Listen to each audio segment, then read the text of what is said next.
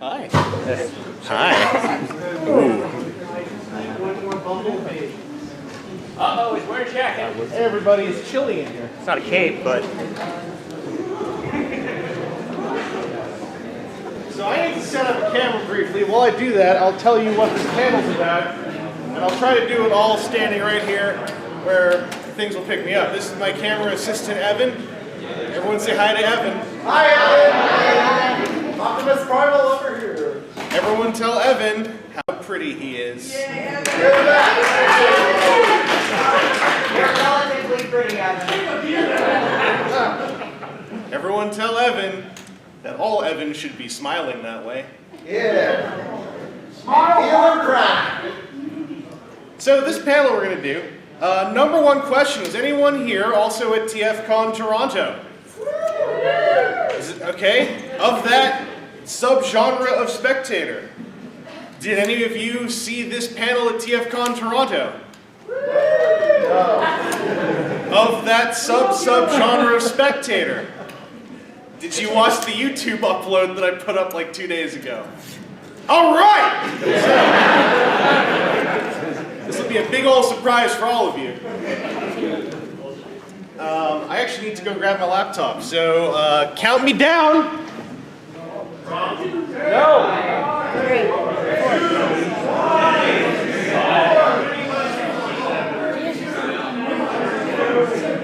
That guy in the yellow shirt over there.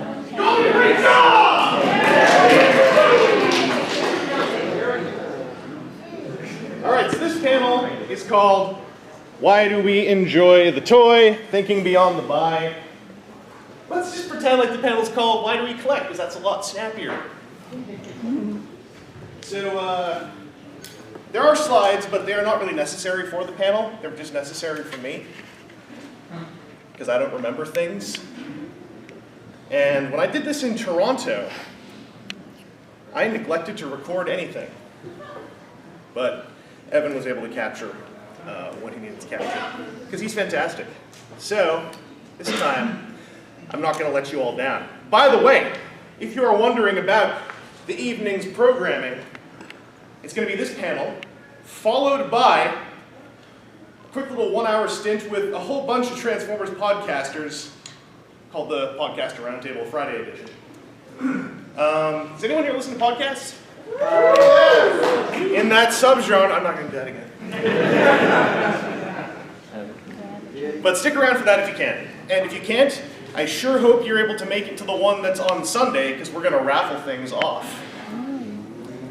Y'all like winning stuff? Yeah. Do y'all like pandering questions to the crowd? Yeah. You're in the right place. So, this panel is called Why Do We Enjoy the Toy? Thinking Beyond the Buy. In short, why do we collect?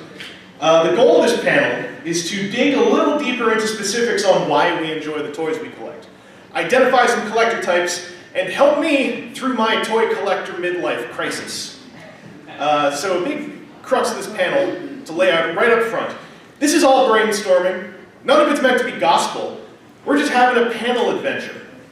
The crux of this panel really came from, I was thinking about why I still like collecting toys. I have a lot of friends who have come in and out of toy collecting. And I know that a lot of us, when we think about the toys we buy, we tend to think, is it good? Do I want it? And then that's about it. And that's fine. But I was thinking to myself, why do I still enjoy collecting toys? And doubly so, why do I feel like there is more to the quality of a figure, or the reasons why I like a figure, outside of really simple binary statements like, is it good or bad? Because, like, I'm sure everyone can agree, if you think about it, a lot of stuff is a gradient. You know, is it good or bad because of this, etc., etc. Evan was just telling me how attractive I am.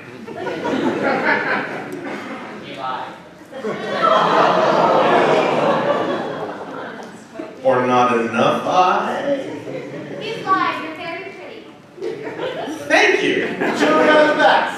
The best audience member award has unfortunately already been claimed. We can't tell you who won it yet, but you all put up a good fight. Anyway, a lot of this panel is talking about just deeper, at least more granular reasons why we might enjoy collecting toys, with a small focus on Transformers at one point, I assure you. The base level of collecting stuff is usually things like, I like this media. That toy looks cool. I want it. I bought it. And then sometimes I've shared my opinion on it in the designated place. Feedback forums. Keeps things organized, means I don't have to dig through the news forum to find out how good a new toy is, except that I always have to go to the news forum because that's where everyone says that there's like a problem with Masterpiece movie Optimus Prime forming a truck. That's a joke for anyone who doesn't. Does anyone actually have that toy? All right, that doesn't play to this crowd. It's a good toy. You should all buy one. Expanding on that basis, I like this media. That means it's like fandom driven. That toy looks cool. That might mean toy enthusiasm. I want it. That's the thrill of the hunt, which everyone knows, I'm sure, if you go out and buy stuff.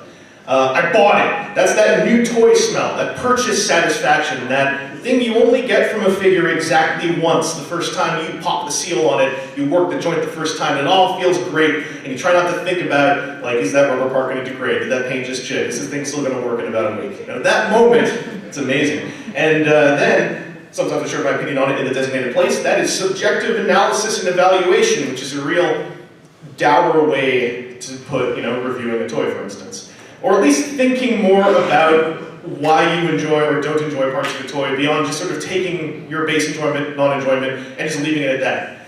One thing I'll say here, by the way, these things I'm talking about, going deeper into the figures you like, some of you probably don't have the time because you have busy working lives. And I want to stress up front, I'm not trying to put this out as an obligation to you as toy collectors to turn your hobby into work. But this is a way I've found a lot more enjoyment out of figures that I might have otherwise messed with for 10 minutes and put on a shelf.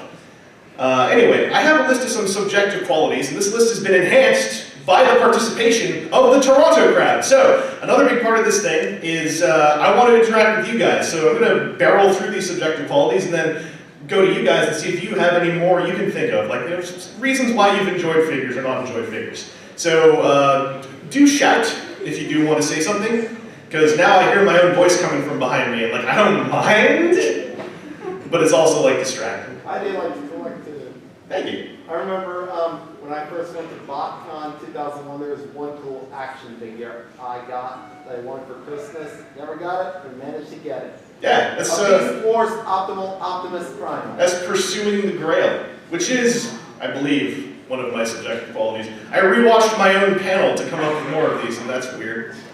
Anyway, visual appeal is a big one. The sculpt and paint job of a figure, the cleanliness and sacrifices for other qualities. Easy way to describe that. Anyone here ever picked up McFarlane toys? Yeah, and it's kind of like there's this sliding bar between how much can the figure do and how nice does it look. And that there are huge gray zones in the middle where you have, for example, SH Figuarts, where the toy usually looks pretty nice, but it can do a lot because the design of the joints is very clever, or stuff that a lot of the Sentinel teams work on.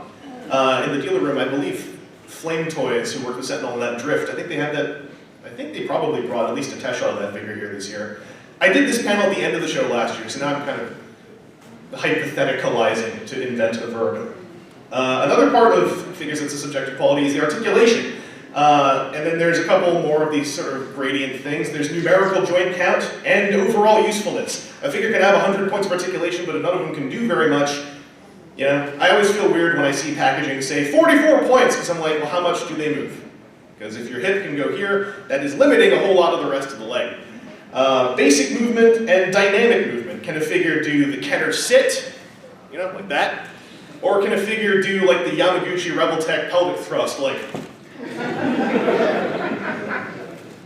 This worked in Toronto. Hey, y'all hear about the rule of 3?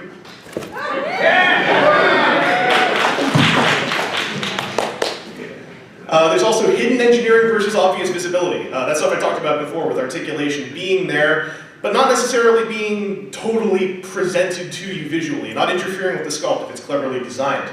And with articulation, there's intricacy, like how deep does it go? Do the fingers move? And there's smoothness. Can you move a joint without feeling like it's work, or feeling like you have to brace the whole figure, just to get the elbow to go without hitting 4 other forearm joints? This is a 15-inch map. And then in subjective qualities too, the revenge. It's another slide here. Tactile sensation, or as I like to call it, the hand feel. This is the notion of how a figure satisfies your tactile senses. Like, does a joint feel really good when you're moving it? Does a clasp actually, like, aside from just tabbing into place, does it go like, and feel satisfying? There's accessories, numerical count, how many do you get? And do the accessories integrate cleanly? Do they integrate complicatedly? Do you have to have a baggie nearby to keep all the extra faces? Do you have to remove 3 screws from the toy's head just to make Galvatron go from being to being like, ha? And then there's also packaging, which is applicable. Aside from the fact that there are mint and sealed box collectors, and we should all respect them. Any MISP collectors in the crowd? Well, we have to respect them to a certain point. I mean, we're all friends here, right? But with packaging, there's stuff like, is it bookshelf attractive? SH Fig Arts, it's a line I keep going back to because I have a lot of them. I think Fig Arts boxes often are bookshelf attractive. If you line them up on a bookshelf, they look kind of nice. And there's also ease of removal. Like the Four Horsemen's independent lines often are cases where you just cut some tape, slide the card out the back, and pull the bubble out. And there's the figure, no twist ties, nothing. And then there's like the North American release of Masterpiece movie Optimus Prime, who's twist tied into his tray so hard that some parts start to warp. There's a guy who did a really good study on that figure, by the way. It solves a lot of questions. Doesn't solve a lot of problems, but it solves a lot of questions. Well, it solves a lot of problems if you're okay with like heat rivet molding and warping stuff back into shape. It's tricky. Go look it up. It's great. And then from the Toronto panel, I got subjective qualities 3, the new blood. We've got artistic quality. Is it an artist-driven line? Like Glyos is the easy example for me always. But there's lines where it might be something that is created or even like wholly operated by one artist. Megazone is another one. David White's a guy who designs a lot of robots, and he has a couple of Affinia printers, and he's done toy design, so he designs a robot, renders that design into CAD, and then just prints a prototype and starts working on it that way, and it's all him. It's amazing stuff.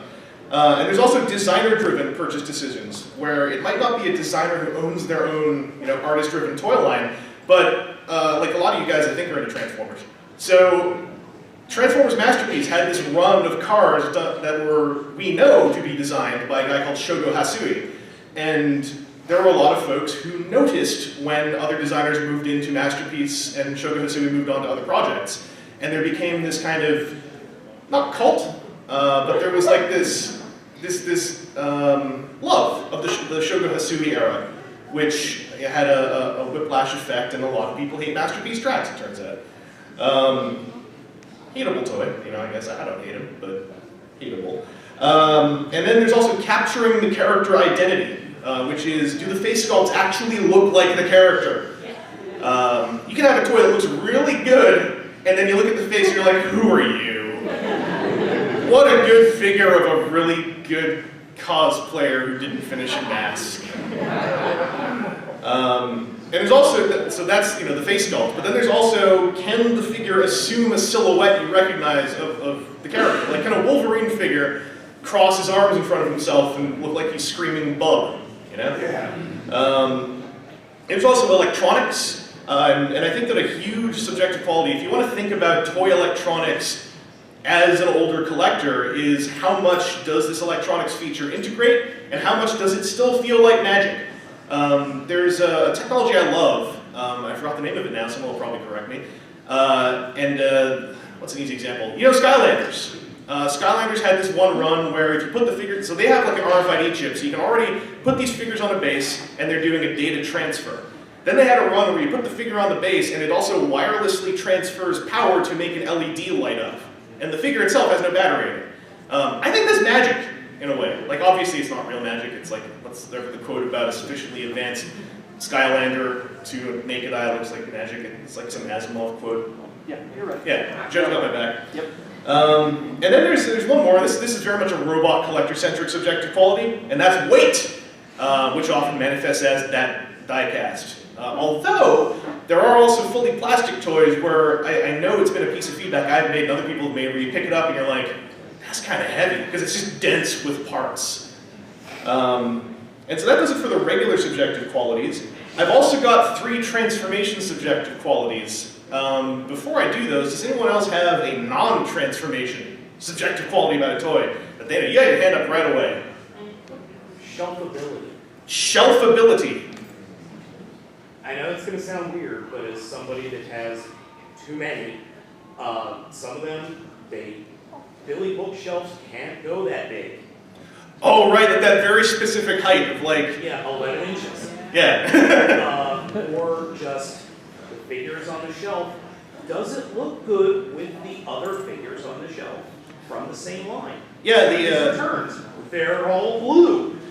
Yeah, the scale thing is Yeah. it's almost like that is one of those subjective qualities that I feel like you could almost do a micro panel about, because with scale, there's so much about personal taste as well. It's like, is your scale the very personal thing of like, you just think these shapes look right in these sizes?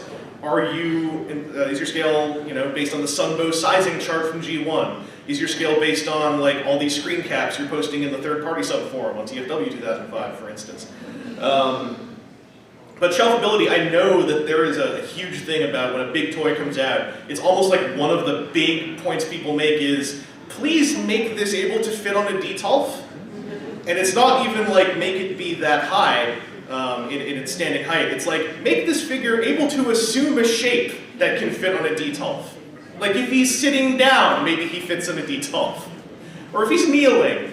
A lot of third-party combiners, some of them fit on details, but some of them are just like that much taller. And so you have your third-party combiner in the back of your display, all squatting like this. And like, that's cool at first. But then you're like, what are his hips feeling like? It's been 3 months. And he's had his core weight just going right down.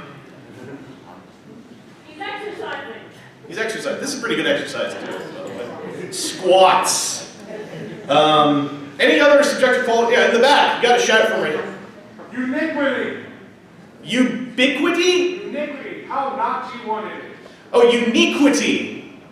I like that word. You're welcome. Thank you. Yeah, that's a huge point as well of like what you think good aesthetics are. If you can separate yourself from thinking that there is a good aesthetic and there's a bad, you can have such fascinating conversations with people. Also, you end up fighting with people less on the internet, but that's a completely separate. And who would want to stop doing that? Easy example is like those new Stunticons that got announced last TFcon. A bunch of them. I know there's a few, but 2 of the new sets of third-party Stunticons, I already feel weird saying that, are very G1 animation inspired. And then there's the transformation Stunticons, which are somewhat IDW inspired and just very much their own thing. If you're gonna like take the Sunbow ones and the transformation ones and go like, all right, let's objectively analyze which one of these has better aesthetics. It's kind of like, all right, well, I'm gonna go objectively analyze dinner into the toilet while you do that, and we'll renew this conversation tomorrow. Sorry, over there in the back. Build quality and cleanliness. A lot of stuff sometimes we get, especially with some of the lower end, cheaper third-party stuff, it feels like you just got a Gundam model in the mail. I'm like, I would have put this together for free at Walmart. That's a huge part of the hand feel, I admit, is a made-up word that I made up and keep saying as though it's going to catch on. But it also really collects a lot of my thoughts together well. But that falls into that category for me of like, it's like when you take a figure and you give it a little squeeze while you're taking the limb to move it. Does it buckle a bit? Does it feel really solid? Does it maybe feel too solid? Does it have still plastic nipples on the parts when they cut it off with a screw? Yeah, did they sand down the gates? This is like it's gonna rot on my shelf with plastic syndrome. Well, and I think that's also a really good example of like everyone's going to have their own personal focus. Like that's why I always say you don't fall into one of these categories as like this is your focus, but it's like there's always going to be something that is at the forefront in your mind. And like for some people, the gates are just like, I don't know, when I was a kid, toys had gates. But for other people, it's like, I also paid $180 for this toy, and the gate is in the middle of his forehead. And maybe we could have not put the gate going into the forehead and saved everyone some trouble.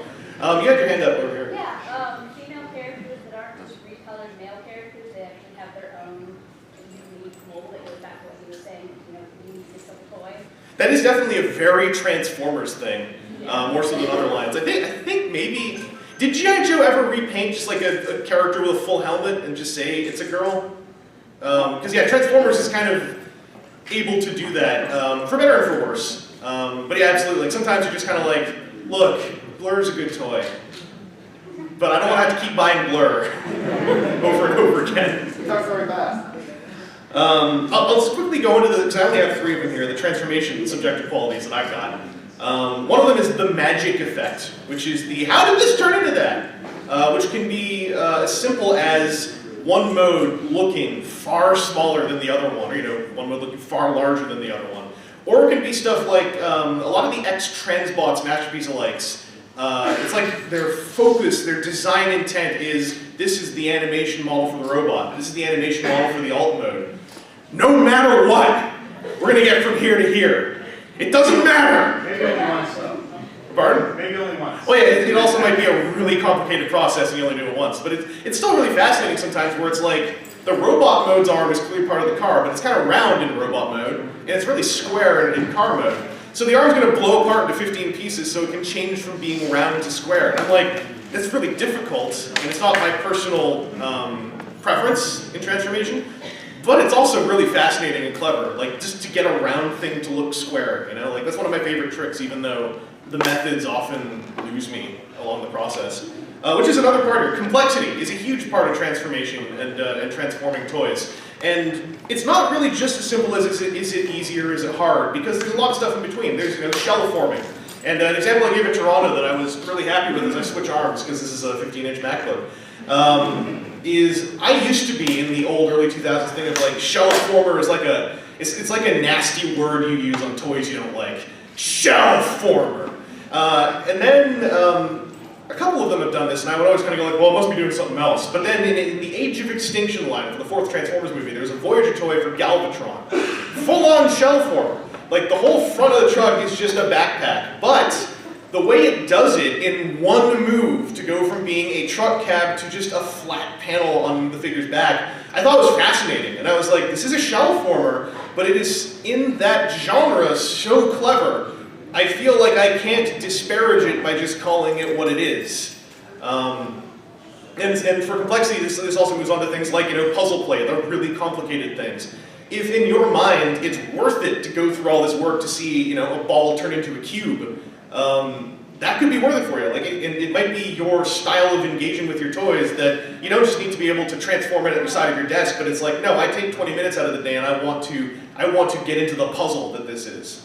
I feel like back in the early fandom days, puzzle was like a thing to strive for, and then it became a thing to not strive for. And I'm not saying either way is right or wrong. I think it's fascinating how the tone about puzzle play has really changed over the last 15, 20 years. I just said I was in a fandom for 15, 20 years. Now I feel old.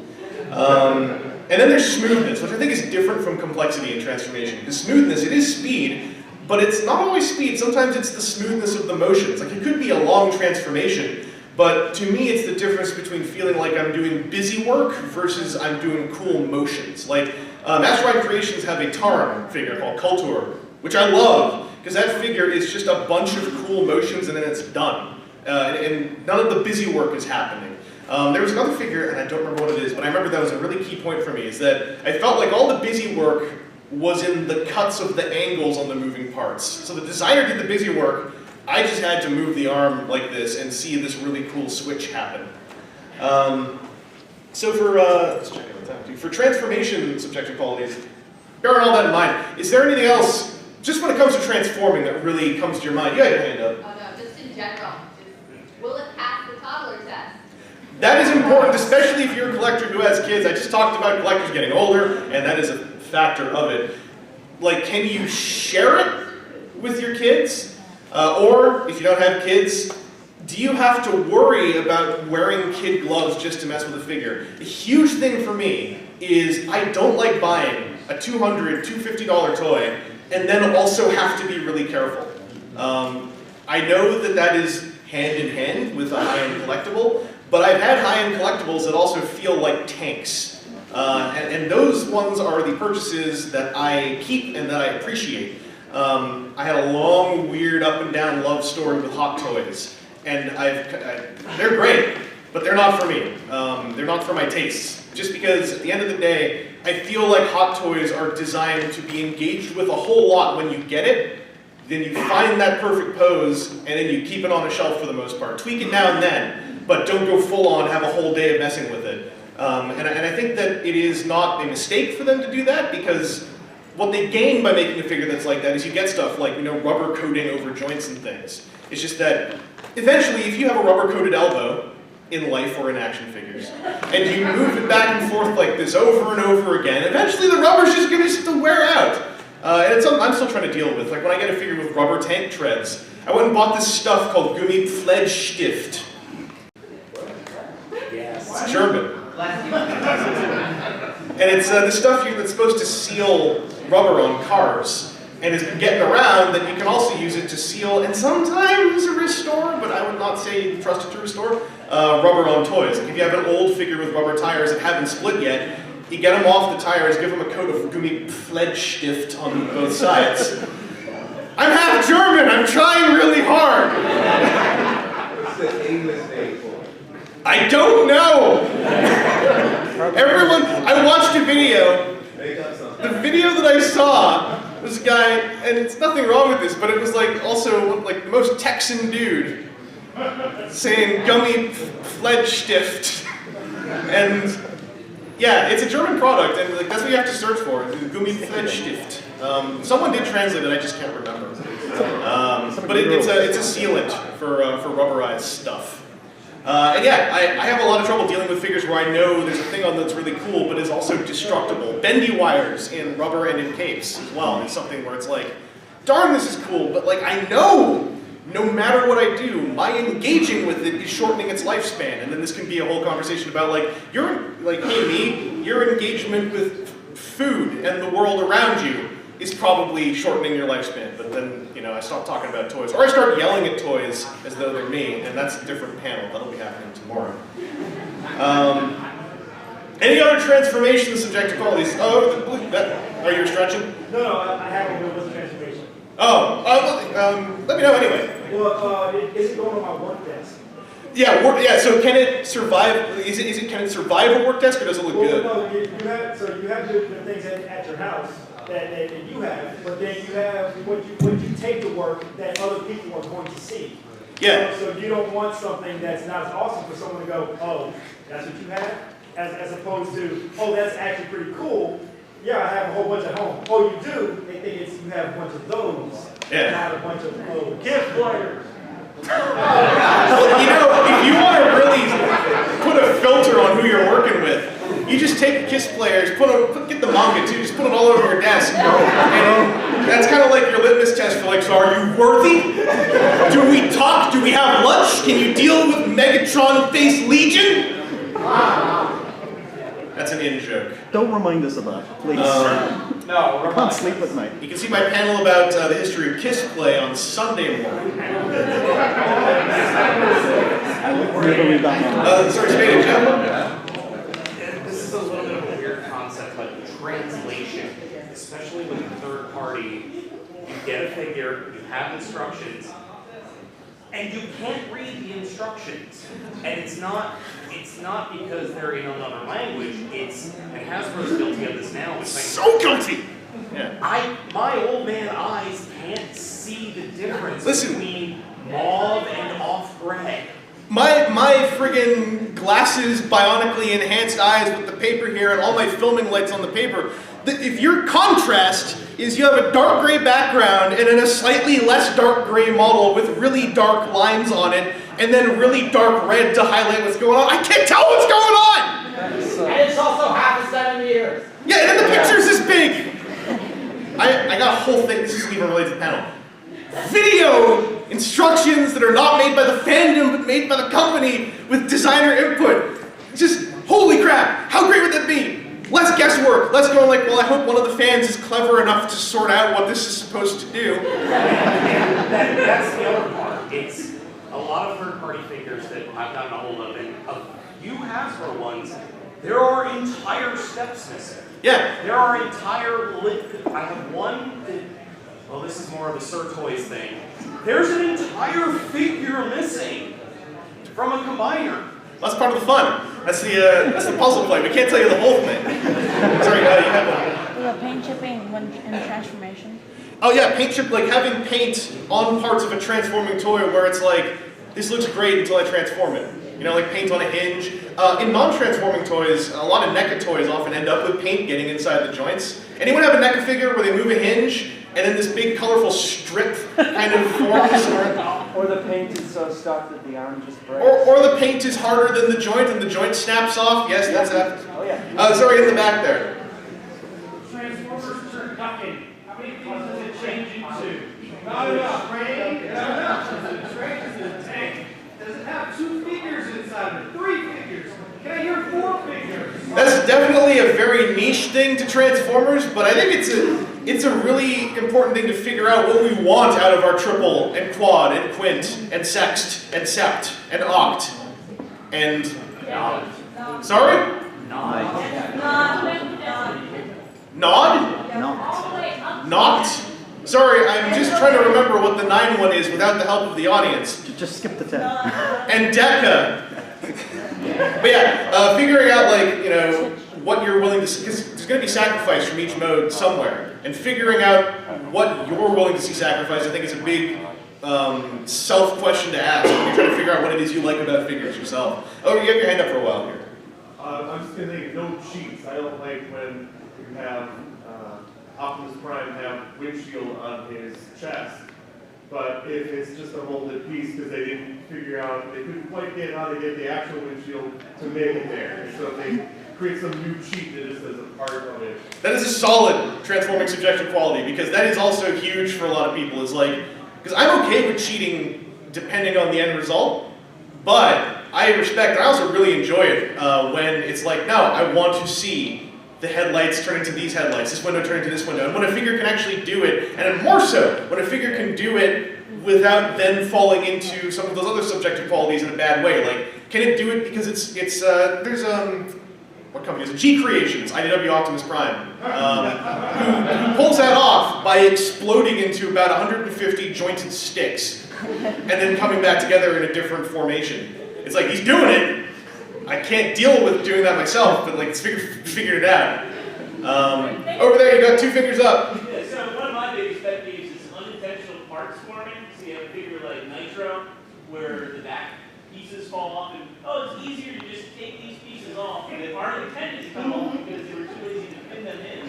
Yeah, it's like, you know, does this thing realize where the tension is going to yank on it when you're transforming it? And there's some really interesting answers to those the few times you can get them, like when you're in the right place at the right time, asking the right questions, where it's like, you know, putting a rivet through this bit, turns out that it causes some kind of weird chain reaction that leads to a fracture down here or whatnot. Like, that's why I wish designers, especially on big toy lines, could do designer commentaries. Unfortunately, I think that falls into the realm of those are publicly owned companies where the shareholders don't want to hear their employees saying anything bad, which means designer commentary is kind of shot in the foot in a way. You got your hand up. The really worrying thing when you get like a tiny little strap holding most of the figure during transformation. Yeah. And you're like, oh god, this is going to break, this is going to break, this is going to break. There we go. It's like transformation comfort. Yeah, like panicking from it's going to just crumble in front of you, and it's... The waist hinge on the 07 Leader Class Optimus Prime. Yeah, when it's like there's just all this weight, all this tension. I have to move half the figure on this stick. Yeah. That's why I kind of like in those new movie Masterpiece toys, a lot of them do a top half, bottom half transformation, but the stick in the middle is die cast, because I'm like, I feel like I can at least hold the bottom of the figure with the top half going bouncing around. I don't really like how that feels, but at least I don't think that like it's going to also, I'm going to be playing around with the thing, I'm going to hear a clack, and the top half is like lying on my desk. Or with my luck, it bounces off my desk, falls on the floor, bounces under my desk and under the heating vent, and I have to get out a back scratcher or something. Missiles suck.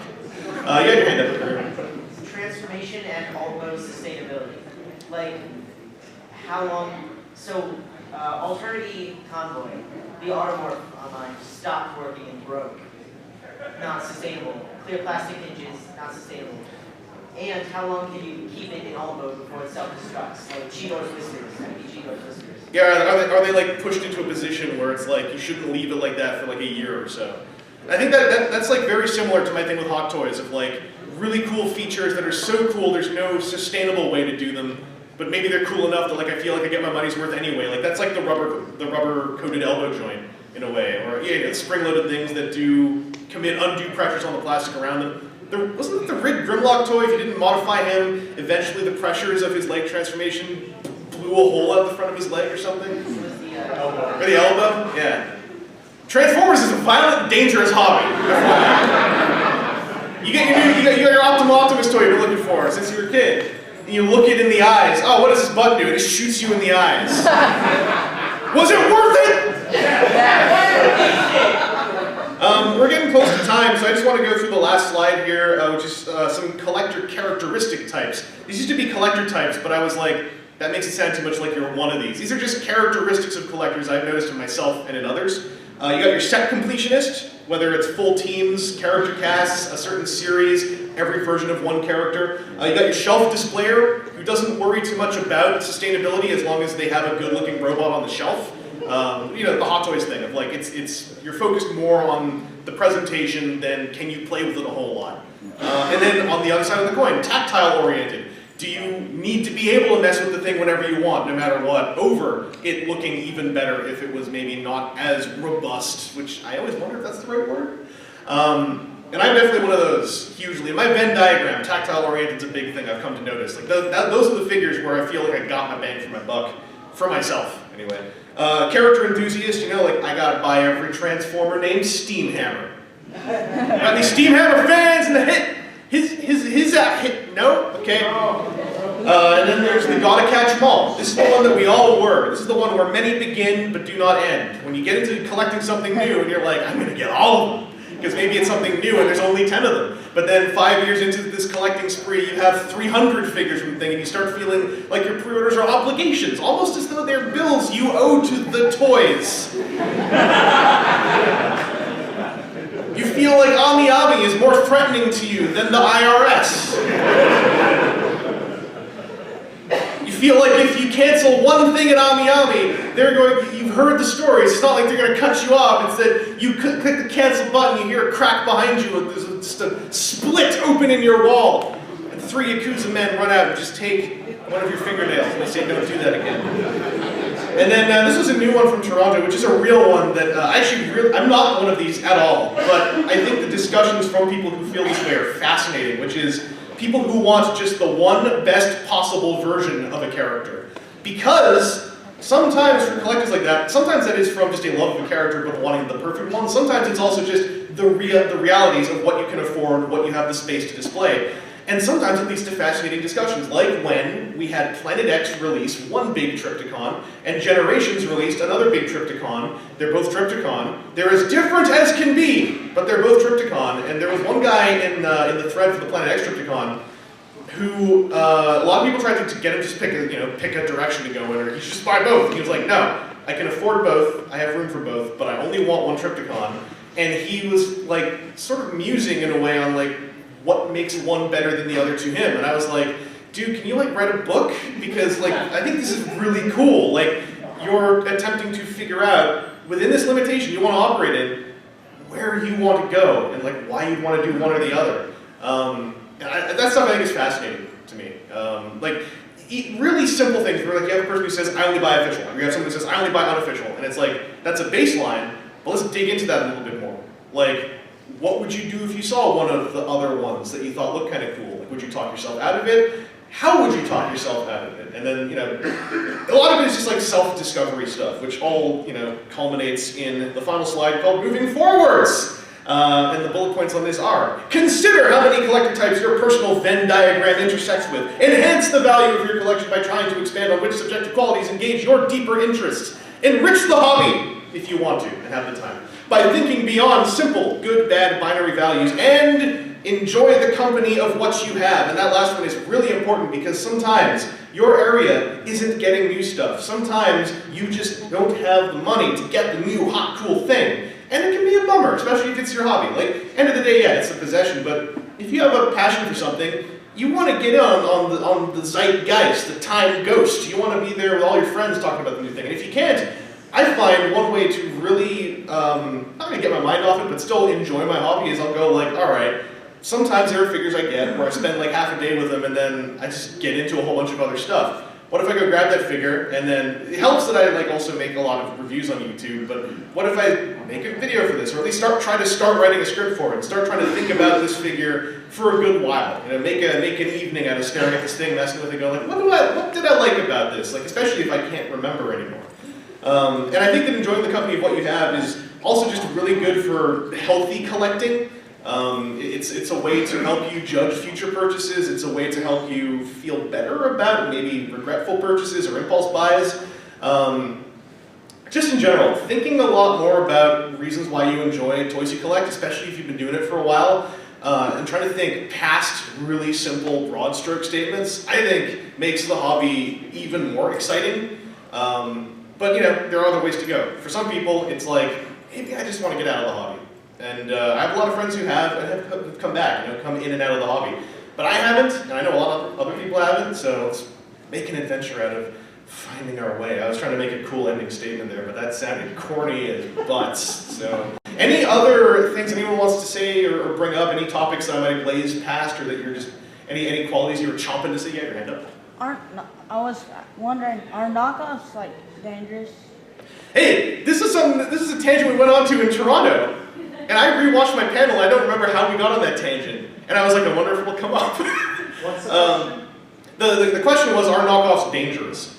And knockoffs right now, just talking about Transformers, because like, if you get into like Mezco 112 knockoffs, or you know, Hot Toys knockoffs or whatever, Figma knockoffs, that's a lot of slightly different pictures, and most of those end up being very counterfeit oriented, which is a different discussion, I think, than the way Transformers and knockoffs have played together. Back in the day, early BotCons I went to in the early 2000s, knockoffs were so fun.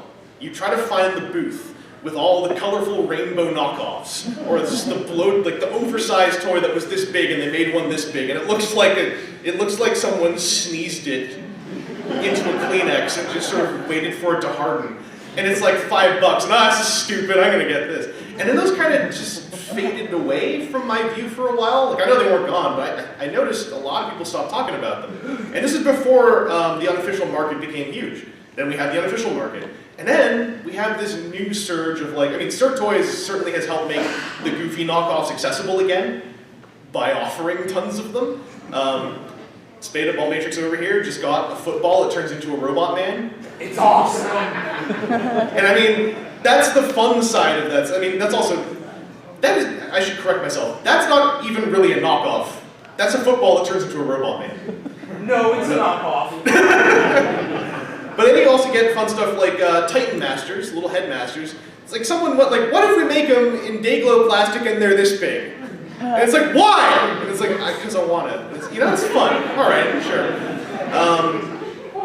But then we also move into the weirder stuff, you know, the Wei Zhang approach. I say their name, a lot of other people do similar things, but Wei Zhang have kind of industrialized this of like, it's this weird mixture of the oversized knockoff, the modified knockoff, but with that layer of quality that you would often associate with your mid-tier third-party company. And I think that stuff is really fascinating to watch and just to see how it gelled together. I think Wei Zhang is interesting to watch, like the fact that they just now announced basically a new original combining toy. They called it Computron with quotes around it, and the quotes are louder than the word that's between them, and I don't mind that. Because Wei Zhang did an original combining toy, a bunch of red fire truck things and rescue robots that combined together. And someone talked to them, I recall seeing this on the boards, and someone had asked them at one of the toy shows they were at, you know, do you want to do these upscale movie things or do you want to do these original things? And they were like, we'd love to do more original things. We make bajillions, though, selling upscaled, improved movie toys. And I feel like this Computron is they're like cashing in on the last couple years of like all this capital built up. It's like they built a Nintendo money sack, and now they're just like, try this thing. I don't know, call it Computron, make one of them a drill tank. Let's go read the thread, it'll be funny. So I think that knockoffs are a very nuanced thing, because there's also people who call original design IP infringing things knockoffs. And I think that if you get scientific about it, you can say, sure, they are knocking off the IP.